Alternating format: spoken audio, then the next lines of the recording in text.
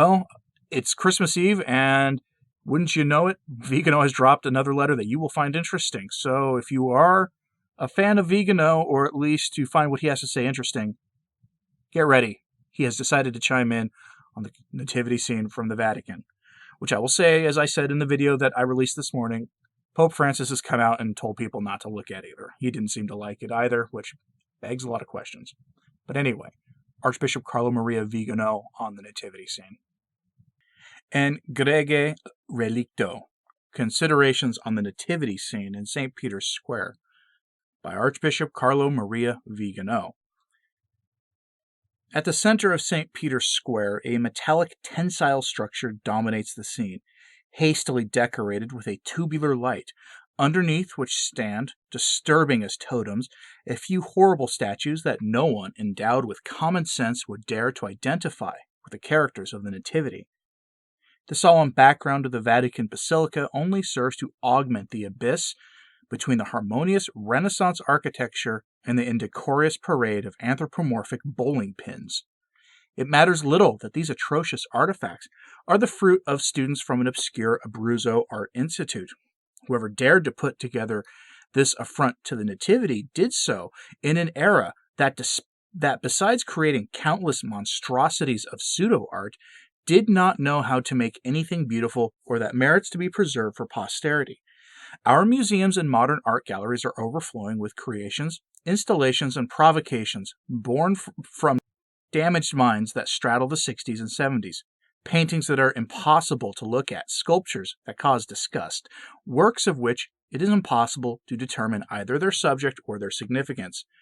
Nor were the churches spared. Even they are overflowing with such works, always stemming from those unpropitious years, impudent contaminations produced by quote-unquote artists, appreciated more for their ideological and political affiliation than for their talent. For decades, architects and craftsmen have been making horrifying structures, furnishings, and sacred ornaments of such ugliness that they leave the simple disgusted and scandalize the faithful. From this same evil root there has also stemmed, in a Bergoglianish changing key, the bronze barge that is the monument to the unknown wanderer, which now disturbs the harmony of the right side of Bernini's colonnade, and whose oppressive weight is making the very cobblestones sink to the consternation of the Roman people. It should be recalled that this year's blasphemous nativity scene was preceded by the equally sacrilegious one of 2017, offered to the Vatican by the Shrine of Monte Vergne, a pilgrimage destination for the Italian James Martin community.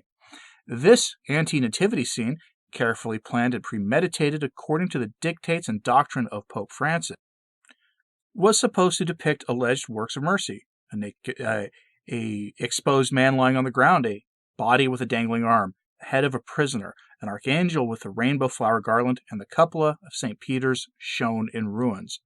Similar attempts in which the Nativity is taken as a pretext to legitimize very unhappy experiments have been the torment of many of the faithful, forced to endure the extravagances of the clergy and their craving for innovation at all costs, the deliberate will to profane, in the etymological sense of making secular, something that which is sacred, separate from the world, set apart for worship and veneration, ecumenical nativity scenes containing improbable temples, redacted nativity scenes depicting the Holy Family on a raft, and even nativity scenes made out of potatoes or scrap metal. By now it is evident even to the most inexperienced that these are not attempts to update the Christmas scene as the painters of the Renaissance or the 18th century did, dressing up the procession of the Magi with the costumes of the time. Rather, these are the arrogant imposition of blasphemy and sacrilege as an anti-theophany of ugliness, the necessary attribute of the evil one. It is no coincidence that the years in which the nativity scene was created are the same ones in which the Second Vatican Council and the Reformed Mass emerged. Its aesthetic is the same as are its inspiring principles, for those years marked the end of a world and marked the beginning of a contemporary society, just as they witnessed the beginning of the eclipse of the Catholic Church, which has given way to the Conciliar Church. Fitting those huge ceramic artifacts into the kiln must have caused not a few problems, which the industrious teachers of the art school in Abruzzo overcame by breaking them into pieces. The same thing happened at the council, where ingenious experts succeeded in forcing doctrinal and liturgical novelties into the documents that, in other times, would have been confined to the discussion of a clandestine little group of reforming theologians. The result of that pseudo-artistic experiment is a horror that is all the more horrifying the more the claim is made that the subject represented is the Lord's nativity. To have decided to call such a collection of monstrous figures a quote-unquote nativity scene does not make it one, nor does it correspond to the purpose for which such scenes are exposed in churches, piazzas, and homes, namely to inspire the adoration of the faithful before the mystery of the Incarnation. Just as having called Vatican II a council has not made its formulations less problematic and certainly has not confirmed the faithful in the faith, nor increased the frequent reception of the sacraments, much less converted crowds of non-believers to the word of Christ. And just as the beauty of the Catholic liturgy was replaced by a rite that excels only in squalor, just as the sublime harmony of Gregorian chant and sacred music was banned from our churches, to make primitive rhythms and profane music resound within them, just as the universal perfection of the sacred language was swept away by the babble of the vernacular languages, so the impulse of popular and ancient veneration devised by St. Francis has been frustrated in order to disfigure it in its simplicity and strip its soul away. The instinctive repulsion that this nativity scene arouses and the sacrilegious vein it reveals makes it a perfect symbol of the Gregorian Church. And perhaps precisely in this ostentation of brazen irreverence towards an age-old tradition that is so dear to the faithful and to little ones, it is impossible to understand the state of the souls who have wanted it to be there, beneath the obelisk, as an act of defiance against both heaven and the people of God, souls without grace, without faith, and without charity. Someone in a vain attempt to find something Christian in these obscene ceramic statues will repeat the error that was already made in allowing our churches to be gutted, our altars to be stripped in the simple and crystalline integrity of doctrine, to corrupted by the ambiguous muddled-headedness that is typical of heresies. Let's just say it clearly. That thing is not a nativity scene, because if it were, it would depict the sublime mystery of the incarnation and birth of the Son of God secundum carnem, the adoring admiration of the shepherds and magi, the infinite love of Mary Most Holy for the divine infant, and the amazement of creation and the angels. In short, it would depict the state of our soul as it contemplates the fulfillment of prophecies, our enchantment at seeing the Son of God in the manger, our unworthiness for redemptive mercy.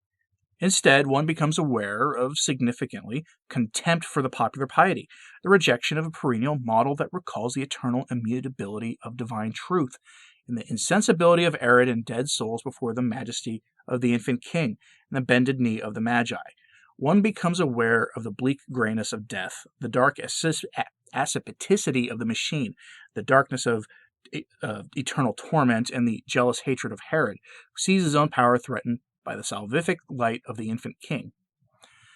Once again, we must be grateful to the Lord even in this trial, one that is apparently of lesser impact, but still consistent with the greater tribulations we are undergoing, because it helps to remove the blindfolds from our eyes.